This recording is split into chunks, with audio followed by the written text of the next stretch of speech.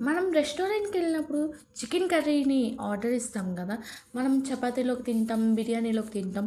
మనం ఎందుకు ట్రై చేయకూడదు ఆ కర్రీని? అంటే మనం ఇంట్లో మనం ఫ్రై టైప్ చేస్తాం బావుంటది.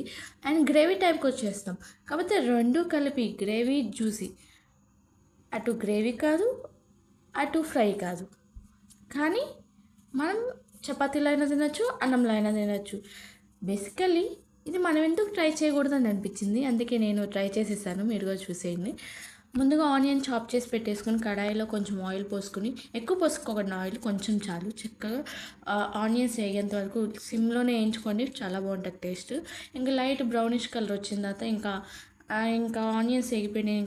నేను ఇంకా చికెన్ వేసేసుకుని ఇంకా చికెన్ కూడా లైట్గా రోస్ట్ చేసుకున్న తర్వాత ఇంకా ఉప్పు కారం కూడా వేసేసుకున్నాను. ఇంకా ఆయిల్ సరిపోలేదని ఇంకా కొంచెం ఆయిల్ పోసుకుని ఇంకా అల్లం వెల్లిపాయ పేస్ట్ కూడా వేసేసుకొని చక్కగా పచ్చి వాసన పోయేంత వరకు చక్కగా వేపుకోండి.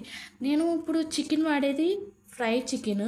అంటే నేను ముందుగానే కడాయిలో ఫ్రై చేసేసుకుని చికెన్ వేసుకున్నాను. సాస్ మీకు సూపర్ స్టోర్స్లో దొరికిద్ది, ట్రై చేయండి. ఇంకా సాస్ వేసుకుని చక్కగా రోస్ట్ చేసుకున్న తర్వాత మిక్స్ చేసుకుని ఇంకా వెల్లుల్లిపాయ ఉంటుంది కదా, అది కూడా చక్కగా కచ్చాపచ్చగా దంచేసుకొని మనం అల్లం వెల్లుల్లిపాయ పేస్ట్ చేసాం, కాకపోతే వెల్లుల్లి కూడా వేయాలి, చాలా బాగుంటుంది. వెనిగర్, సోయా సాస్ వేసుకొని చక్కగా రోస్ట్ చేసుకొని ఇంకా మధ్యలో వీలైతే చిల్లీ సాస్ కూడా వేసుకోవచ్చు ఇంకా టేస్ట్ కోసం.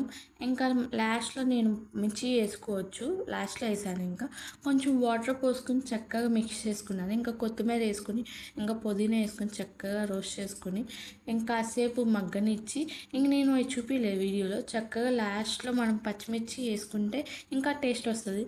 ఇంకా లాస్ట్లో ఇంకా నేను ఏం చేశానంటే చక్కగా గ్రేవీ అయిపోయింది. ఇంకా జీడిపప్పులు వేసేసుకొని చక్కగా మిక్స్ చేసుకొని ఇంకా దీన్ని చపాతీలో నంచుకొని తినొచ్చు. ఇంకా మీరు రైస్లో అయినా వేసుకొని తినొచ్చు.